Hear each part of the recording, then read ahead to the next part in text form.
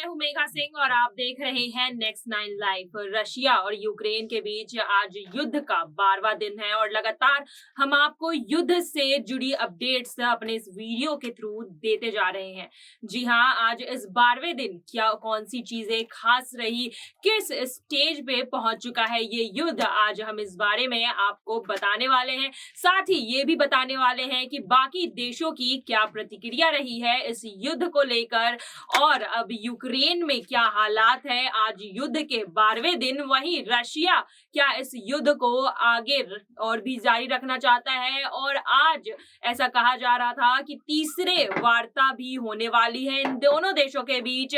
साथ ही प्रधानमंत्री नरेंद्र मोदी भी बातचीत करने वाले थे यूक्रेन के राष्ट्रपति जेलेंस्की से। तो चलिए इस अपडेट में हम आपको बताने वाले हैं आज क्या खास रहा इस 12वें दिन, कौन से एक्शंस लिए और ये जो वॉर हो रहा है रशिया और यूक्रेन के बीच वो कौन से स्टेज पर पहुंच चुका है।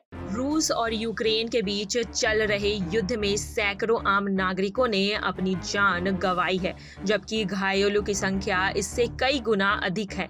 आम लोगों के निधन की खबर को लेकर दुनिया भर में लगातार रूस की आलोचना हो रही है। इसी बीच रूस ने डैमेज कंट्रोल करते हुए यूक्रेनियों को शहर से सुरक्षित बाहर निकालने का फैसला किया है। इसके लिए रूस यूक्रेन की राजधानी कीव के अलावा 3 अन्य शहरों में कुछ घंटों के लिए युद्ध रोकने और मानवीय गलियारा बनाने को तैयार हो गया है। आपको बता दें कि फ्रांस और दूसरे देशों के अनुरोध पर रूस कुछ और बातों के लिए भी तैयार हो गया है। आइए जानते हैं आज की ऐसी ही 10 डेवलपमेंट। सबसे पहले तो रूस ने सोमवार को दोपहर 12:30 बजे से कीव, खार्किव, मारियोपोल और सूमी में संघर्ष विराम की घोषणा की है।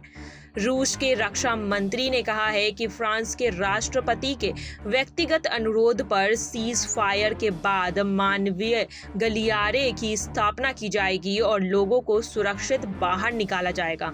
वहीं मारियोपोलिस शहर में हालांकि ऐसे ऐलान किया गया है कि सीज फायर नहीं होगा, लेकिन उसके बाद भी बार बार सीज फायर के उल्लंघन से लोग फंसे ही रहे और सुरक्षित स्थानों पर नहीं पहुंच सके हैं। इस शहर में आपको बता दें कि बिजली पानी की सप्लाई जो है वो एकदम ठप हो चुकी है और जो आम नागरिक है इससे एकदम तबाह हो चुके हैं और यहाँ से जल्द बाहर निकलने की जद्दोजहद में लगे हुए हैं।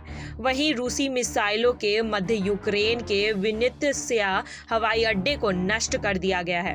इरपिन से भागने की कोशिश कर रहे 3 नागरिकों को मोर्टार फायर में मार गिराने की भी खबरें सामने आ रही है।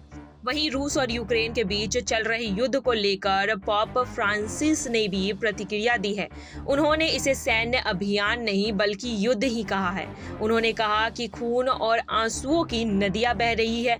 यह युद्ध निधन, विनाश और दुख की ओर ले जा रहा है। वहीं entertainment platform Netflix, account company KPMG, पीडब्ल्यूसी और वित्तीय सेवा फर्म अमेरिका एक्सप्रेस ने रूस के साथ सभी संबंध तोड़ दिए हैं। वहीं रूसी राष्ट्रपति व्लादिमीर पुतिन ने यूक्रेन पर हमला करने के फैसले के विरोध में रूस के प्रदर्शन अभी भी जारी है। प्रदर्शन करने वाले 4600 से अधिक लोगों को हिरासत में लिया जा चुका है। वहीं रूसी राष्ट्रपति व्लादिमीर पुतिन ने कहा है कि रूस यूक्रेन में अपने लक्ष्यों को बातचीत के माध्यम से या फिर युद्ध के माध्यम से प्राप्त करेगा। यूक्रेन और रूस के बीच आज तीसरे दौर की वार्ता की भी उम्मीद जताई जा रही है। वहीं यूक्रेन सोमवार को संयुक्त राष्ट्र की शीर्ष अदालत में एक आपातकालीन निर्णय जारी करने के लिए कहा, जिसमें रूस को अपने आक्रमण को रोकने के लिए कहा जाएगा। एक तरफ यूक्रेन के राष्ट्रपति वोलोदिमीर जेलेंस्की पूरे दूसरे देशों से बातें कर रहे हैं, इस युद्ध को रोकने की कोशिश कर रहे हैं। वहीं दूसरी तरफ रूस के राष्ट्रपति पुतिन रुकने का नाम नहीं ले रहे हैं। उन्होंने अपना निर्णय साफ तौर पे जाहिर कर दिया है कि अगर यूक्रेन उनकी बात मानता है तभी ये युद्ध रुकेगा, नहीं तो जब तक वो यूक्रेन पर अपना पूरा कब्जा नहीं कर लेते हैं तब तक ये युद्ध नहीं रुकेगा। इसके की मंशा उन्होंने साफ तौर पे कर दी है। वहीं अब पुतिन ने बाकी पड़ोसी देश को भी चेतावनी दी है कि अगर वो यूक्रेन की मदद करने इस युद्ध में आएंगे तो वो रशिया के दुश्मन बनेंगे, ऐसी घोषणा उन्होंने कर दी है। और अब देखना दिलचस्प होगा कि क्या बाकी के पड़ोसी दोस्त जो हैं वो यूक्रेन की मदद के लिए सामने आते हैं, क्योंकि यूक्रेन ने अपने विमानों को पड़ोसी देशों में रखा था, जिस पर रशिया ने ये भी कहा कि अगर वहाँ से रूस के सैनिकों पर हमला होता है तो फिर बाकी देशों को भी इस जंग में शामिल होना ऐसा माना जाएगा और रूस उनके खिलाफ भी एक्शन लेगा। वहीं पिछले 11 दिनों से यूक्रेन पर लगातार रूस का जोरदार हमला जारी है, लेकिन अब रूस ने अपनी तरफ से सीज फायर को रोककर और जो यहाँ के यूक्रेनियन नागरिकों को सही सलामत बाहर निकालने के लिए वो राजी हो गए हैं। उम्मीद है कि यह अब आगे बातचीत से पूरी तरह मामला जो है वो सुलझाया जाएगा। इसी बीच यूक्रेन के राष्ट्रपति वोलोदिमीर ज़ेलेंस्की का एक बड़ा बयान सामने आया है। उन्होंने कहा है कि यूक्रेन के झंडे पर कोई भी खून के दाग नहीं है। ज़ेलेंस्की यूक्रेन के राष्ट्रपति ने इस दौरान रूस और पुतिन पर निशाना साधते हुए कहा है कि हमारे झंडे पर काले धब्बे नहीं हैं और कभी नहीं होंगे। कोई स्वास्तिक भी हमारे झंडे पर नहीं है। यूक्रेन का झंडा एक जमीन है जहां शांति है, जो उपजाऊ है और यहां कोई टैंक नहीं है। हमारा आसमान शांतिपूर्ण, साफ, नीला और बिना रॉकेट्स का है। यह पहले था और आगे भी रहेगा। यह बात बोलकर यूक्रेन के राष्ट्रपति ने ये तो साफ कर दिया है कि वो अब झुकने के लिए तैयार नहीं है। वहीं यूक्रेन की तरफ से लगातार दावे भी किए जा रहे हैं। यूक्रेन के दावा किया है कि युद्ध के दौरान यूक्रेनी सैनिकों ने दुश्मनों के 11,000 सैनिक को ढेर कर दिया है। इसके अलावा 999 बख्तरबंद लड़ाकू वाहन, 117 तोप, 290 टैंक, 50 रॉकेट लॉन्चर, 23 वायु रक्षा प्रणाली, 46 विमान, 68 हेलीकॉप्टर्स, 454 ऑटोमेटिक उपकरण और 3 जहाज और नाव नष्ट कर दिए हैं। वहीं दूसरी तरफ यूक्रेन के रक्षा मंत्री रेजनिकोव ने कहा है कि देश को हथियारों और गोली बारूद की आपूर्ति में महत्वपूर्ण प्रगति हुई है।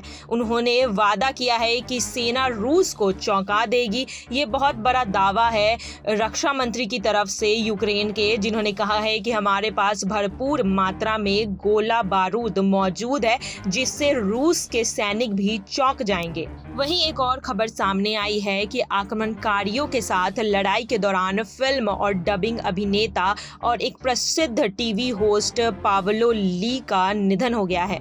पावलो ने रूस आक्रमण के पहले दिन ही यूक्रेन की रक्षा में सेना के तौर पर अपना नामांकन किया था। वहीं यूक्रेन में खार्किव शहर में कल रात रूस के खूब बमबारी की है। इस हमले में 8 लोगों का निधन भी हो गया है।